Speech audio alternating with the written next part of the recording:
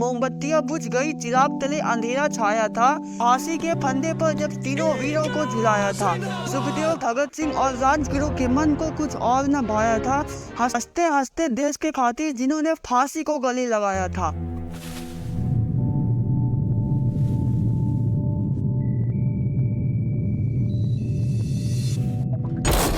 आजादी की लड़ाई जो 1857 में स्टार्ट हुई थी और 15 अगस्त 1947 को आकर खत्म हुई। इस दौरान कितने वीर शहीद हुए, कितनों ने हंसते हंसते फांसी को गले लगाया। क्या आपने कभी सोचा है कि आज़ादी के एक दिन पहले यानी कि 14 अगस्त 1947 और आज़ादी के दिन यानी कि 15 अगस्त 1947 को ऐसी कौन कौन सी चीज़ें हुई होंगी? तो चलिए आज के इस वीडियो में हम समझते हैं। Behind the scenes, he bluntly tells the British to get out of India. तो 14 अगस्त 1947 के सुबह देश पायोनियर मूवमेंट के करीब था।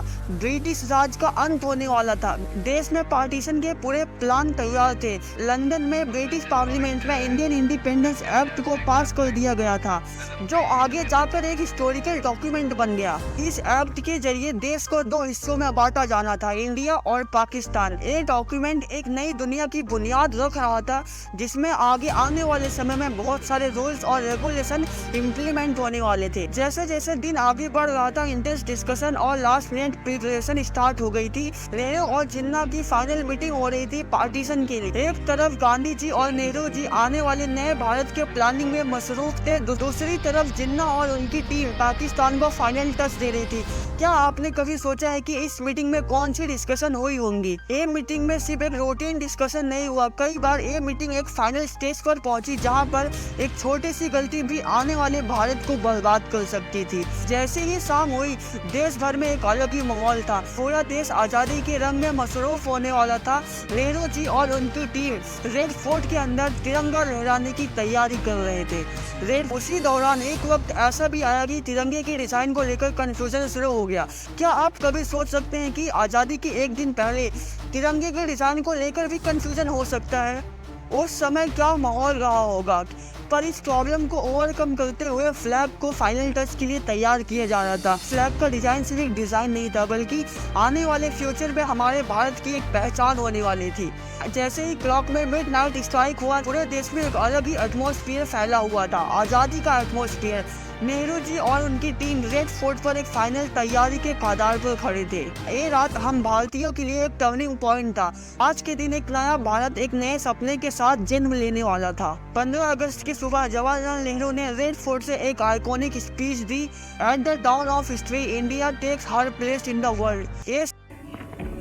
It is fitting that at this solemn moment we take the pledge of dedication.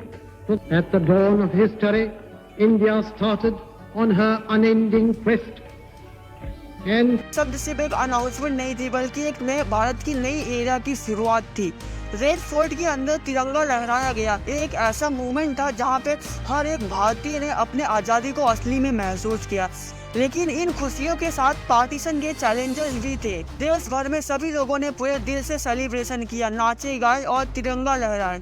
लेकिन इस खुशियों के साथ एक मास माइग्रेशन भी हुआ। आज के दिन जब हम 15 अगस्त को सेलिब्रेट करते हैं, तो हम सिर्फ उस आज़ादी के दिन को नहीं सेलिब्रेट करते, बल्कि उस आज़ादी को मिलने के लिए जितना संघर्ष हुआ, जितने लोग शहीद हुए, कितनी कठिनाइयाँ सहनी पड़ी और कितने लोगों ने मिलकर उस लड़ाई को लड़ी, इस लड़ाई को हम दिल से सेलिब्रेट करते हैं। अगर आज के दिन भी हम किसी नेता के भड़काने पर कुछ भी काम करते हैं, तो हम एक काला धब्बा है, क्योंकि इस आज़ादी के लिए कितने लोग शहीद हुए, कितनों ने अपनी जानें दी, तब जाकर हमें ये आज़ादी मिली है।